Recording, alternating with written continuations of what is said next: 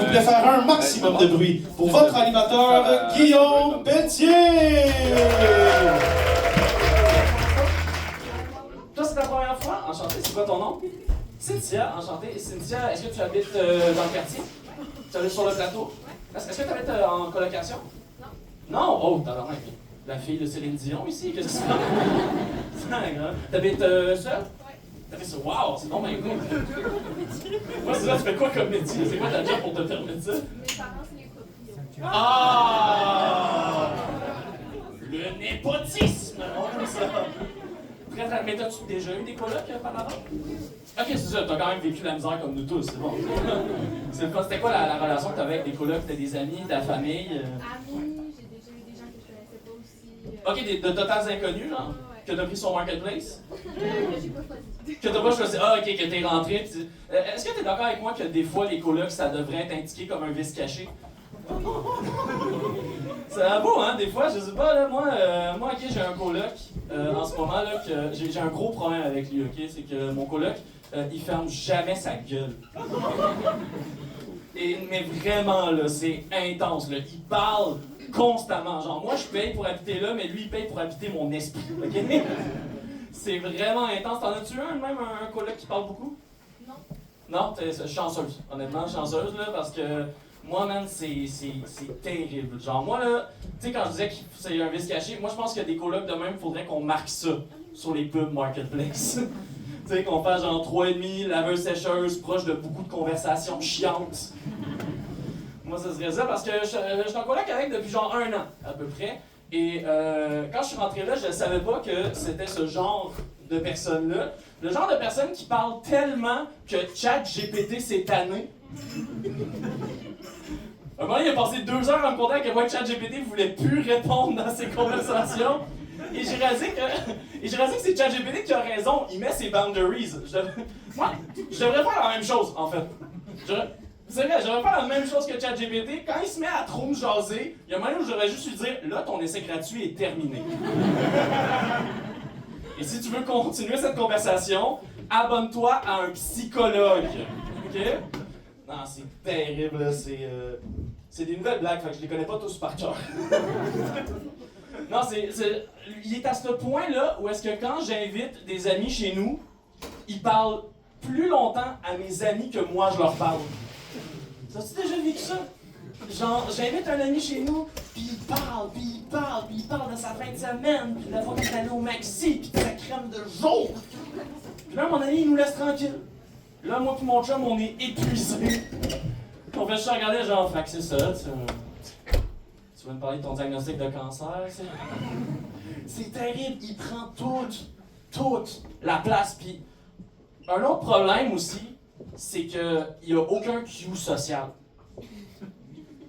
C'est vrai, parce que des fois, il continue de parler quand j'ai quitté la pièce.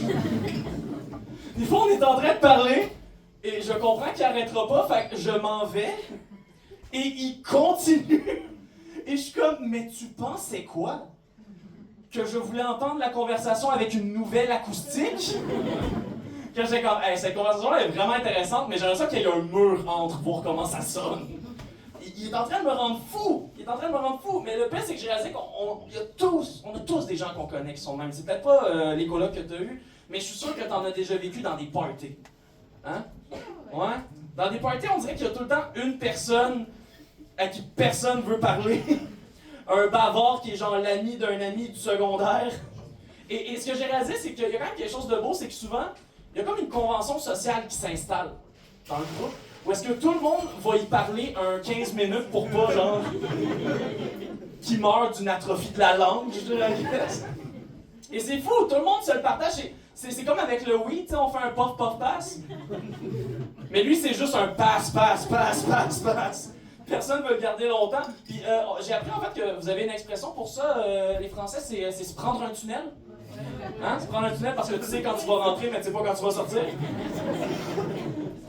Moi, mon coloc, si tu discutes avec lui, c'est se prendre un trou noir. Genre, tu sais que si tu vas rentrer, il n'y a aucune manière physique de sortir. Non, mais dans les parties, c'est tout le temps ça. Puis dans les parties, souvent, quand tu te le passes, justement, c'est un peu comme genre de la vaisselle que tu te passes de génération en génération.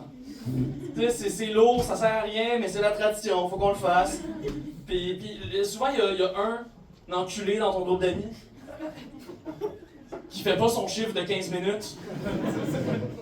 Qui j'en fait juste 7 minutes, t'intègres dans la conversation, puis après s'en va. Comme ces gens-là méritent la peine de mort, là. Allez chier, là, c'est définitivement ça. Puis avec l'âge, malheureusement, puis ça c'est l'affaire qui me rend un peu triste, c'est que souvent cette personne-là, dans les parties de famille, ça devient tes grands-parents. C'est un peu ça avec le temps. Tu sais, moi, mon grand-père, moi et mes cousins, il faut qu'on se fasse des chiffres pour parler avec lui. C'est triste, parce que, tu sais, c'est pas qu'il est pas intéressant, mais c'est juste qu'il radote tout le temps les mêmes anecdotes.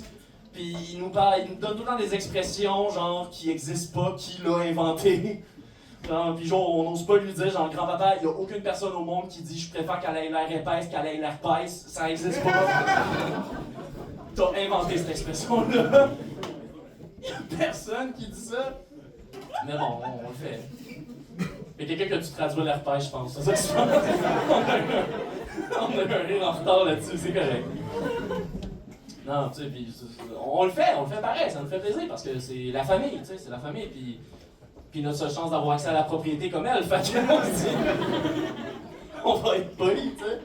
Mais moi, je pense que faudrait qu'on ait un outil social pour ça. Moi, je pense qu'il faudrait qu'il y ait un service pour les gens bavards. Faudrait qu'on fasse, genre, une espèce de garderie pour qu'ils puissent, genre, extérioriser toutes leurs histoires plates. Moi, je pense que ce serait ça l'idée. Tu les mets dans une pièce avec, genre, un faux studio de podcast.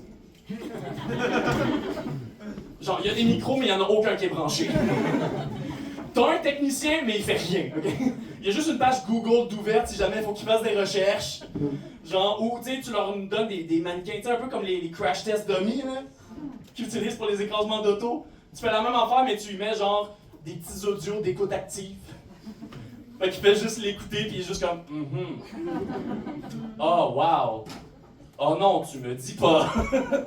Et voilà, fait, comme je l'ai dit, on essaie des jokes ce soir. Il y en a qui sont bonnes, il y en a qui sont comme la dernière que j'ai faite. Alors...